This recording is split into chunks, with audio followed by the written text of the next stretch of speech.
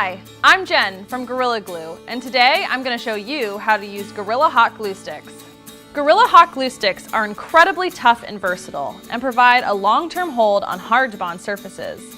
These hot glue sticks work in both high and low temperature glue guns. Use the low temperature for delicate materials and the high temperature for strong bonding. The clear adhesive features an extended working time of 45 seconds for added convenience on all types of projects. Gorilla Hot Glue is also weather resistant. Keep your projects safe from seasonal temperature swings. Using Gorilla Hot Glue Sticks is easy. Just follow these instructions.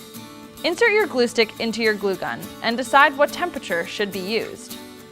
We recommend testing the product before its intended use. The working time is dependent on the amount of glue applied and the temperature of the glue gun.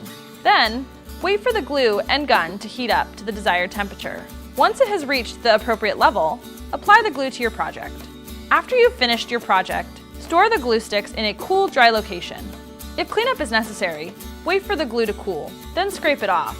Gorilla Hot Glue comes in both full-size and mini sticks, which differ by diameter.